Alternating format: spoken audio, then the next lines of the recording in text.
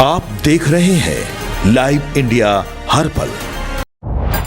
नमस्कार, आप देख रहे हैं लाइव इंडिया हर पल। मैं हूं आपके साथ रेखा मिश्रा। रांची नगर निगम में मेयर पद का फैसला होने के बाद अब डिप्टी मेयर की कुर्सी को लेकर सियासी हलचल जो है वो तेज हो गई है। सभी राजनीतिक दल अपने अपने पार्षदों को साधने और समर्थन जुटाने में लग गए हैं और इसी कड़ी में भाजपा समर्थित मेयर रोशनी खलको ने शुक्रवार को रांची नगर निगम के सभी 53 पार्षदों को मोरहाबादी स्थित मान्या पैलेस में आमंत्रित किया है। यानी कि मेयर रोशनी खलको ने बताया कि नगर निगम की भावी कार्य योजना और पार्षदों के साथ आपसी समन्वय को मजबूत करने के उद्देश्य से यह बैठक बुलाई गई है। इससे पहले होली के मौके पर उन्होंने सभी पार्षदों के घर मिठाई और अबीर भी भेजा था। राजनीतिक हलकों में इस बैठक को डिप्टी मेयर चुनाव से पहले समर्थन मजबूत करने और रणनीति के तौर पर भी देखा जा रहा है। इधर कांग्रेस भी डिप्टी मेयर पद को लेकर सक्रिय हो गई है। पूर्व सांसद सुबोधकांत सहाय और पूर्व मंत्री बंधु तिर्की कांग्रेस समर्थित पार्षदों को एकजुट करने में जुटे हुए हैं। बताया जा रहा है कि रांची नगर निगम में कांग्रेस समर्थित पार्षदों की संख्या 2 दर्जन के करीब है और यदि 8 से 10 और पार्षद का समर्थन मिल जाता है तो पार्टी डिप्टी मेयर पद पर दावा मजबूत कर सकती है। गौरतलब है कि 19 मार्च को मेयर और पार्षदों के शपथ ग्रहण के बाद डिप्टी मेयर का चुनाव होगा और इस पद के लिए 53 पार्षदों में से कम 27 पार्षदों का समर्थन जरूरी है। ऐसे में सभी दलों की नजर इस जादुई आंकड़े पर टिकी हुई है।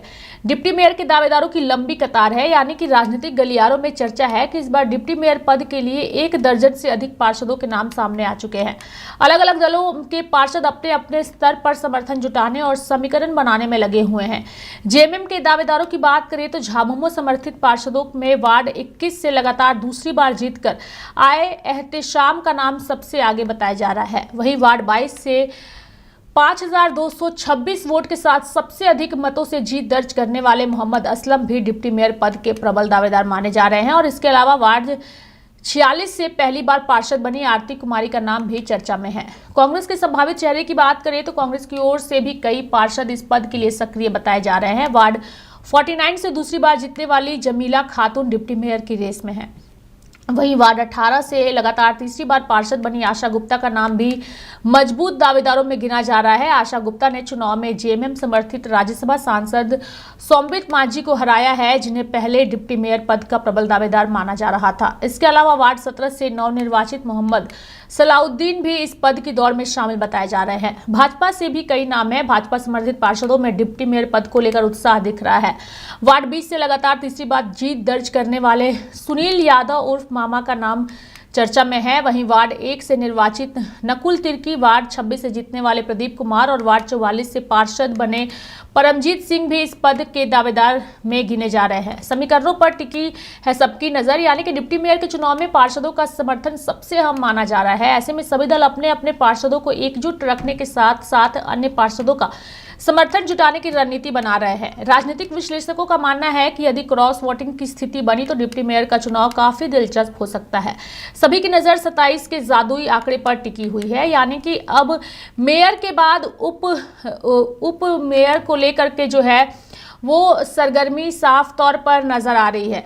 इस पूरी खबर पर विस्तार पूर्वक हम इस जादुई आंकड़े को समझने की कोशिश करेंगे अपनी सहयोगी पूजा के साथ, जो थोड़ी देर में हमारे साथ जुड़ेंगी और इस चर्चा में विस्तार पूर्वक चीज़ों को जो है वो दर्शकों को समझाने की भी कोशिश करेंगी। लेकिन सबसे बड़ी बात यह है कि फिलहाल रांची में मेयर और उप मेयर की होड़ जो है वो नज़र आ रही है और लगातार इसको लेकर के समीकरणों का दौर जारी है। चाहे वह भाजपा हो या फिर कांग्रेस पार्टी हो, अपनी अपनी रणनीति बना रही है और अपने अपने जीते हुए पार्षदों को लेकर के जो है वो समीकरण को साधने में लगी हुई है।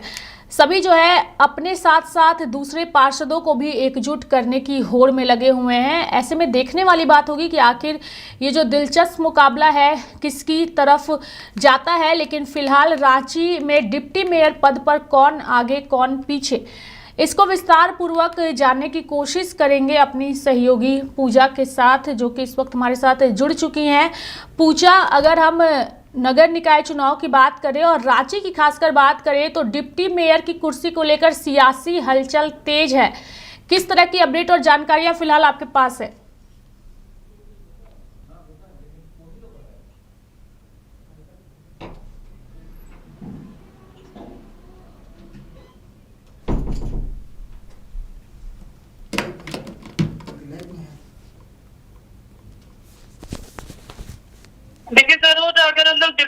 की बात करते हैं तो डिप्टी मेयर जो है वो लगातार उनके रेस में आने की कई सारी चर्चाएं हैं, कई पहली बार जीत कर आए हैं, तो कुछ के ऊपर बहुत पुराना वादा जो है वो भी यहाँ पर देखने को मिल रहा है।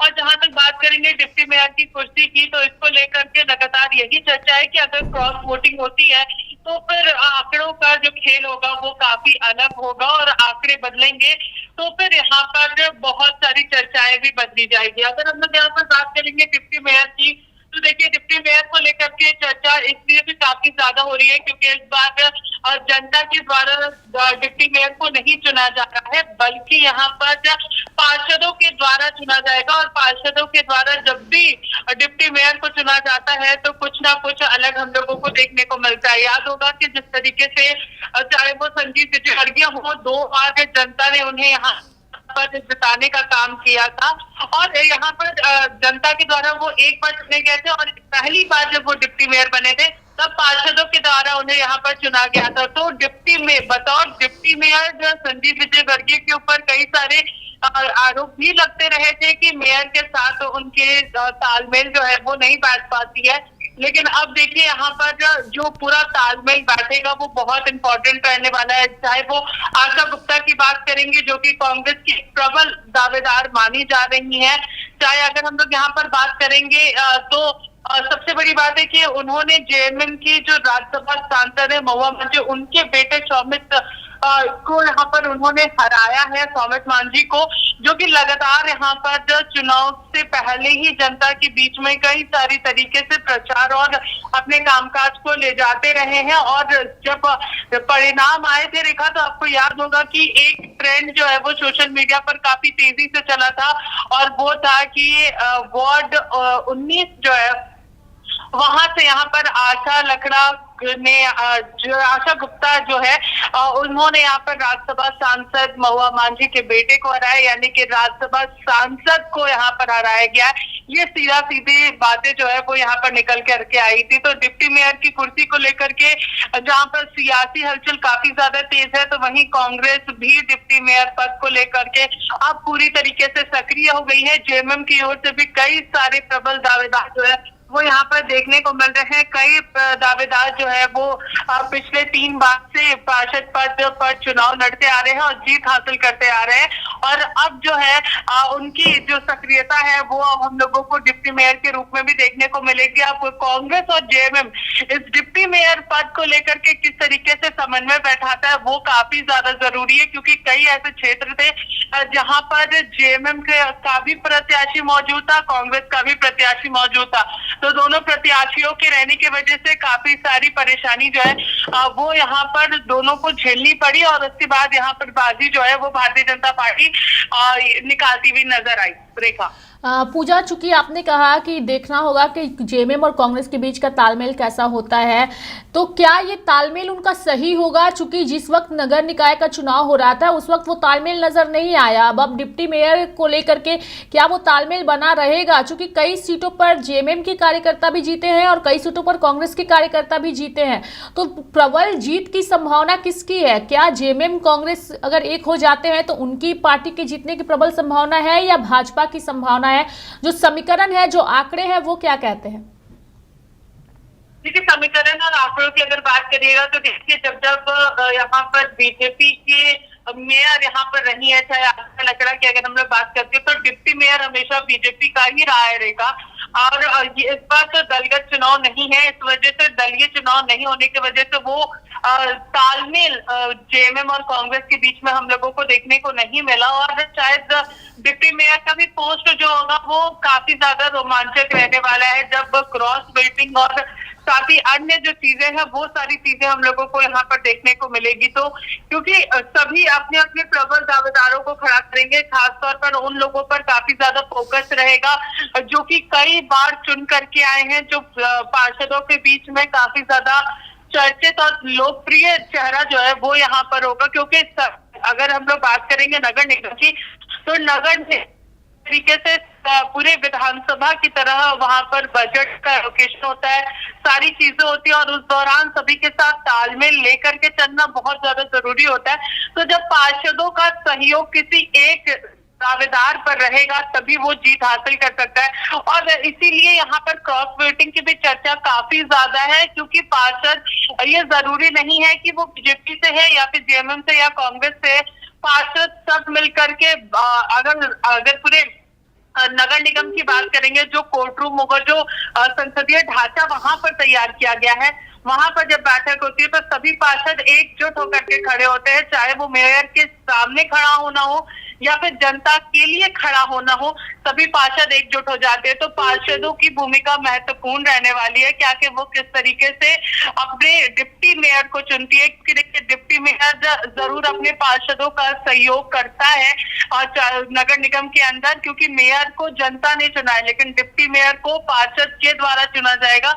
तो पार्षदों के द्वारा चुने गए डिप्टी मेयर को कई सारी चीजों का ध्यान यहाँ पर रखना पड़ता है, जो कि मेयर को नहीं रखना पड़ता, क्योंकि मेयर जो है वो पूरे रांची शहर से चुनी जाती है। तो वही एक चेहरा जो है वो फिलहाल हम लोगों को यहाँ पर देखने को मिल रहा है, लेकिन प्रबल दावेदारी बहुत ही ज्यादा है।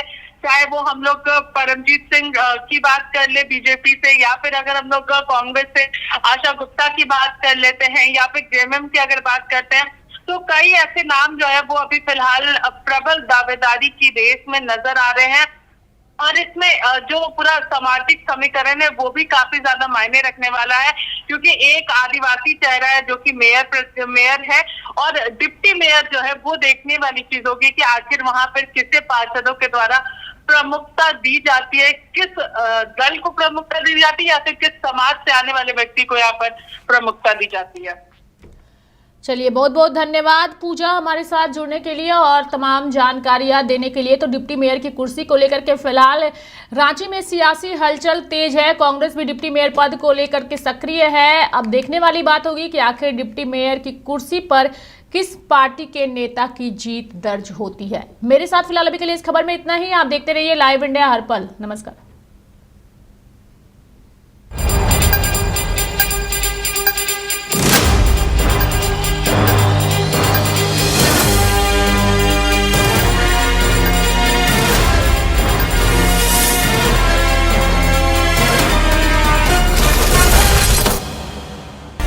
आप देख रहे हैं लाइव इंडिया हर पल।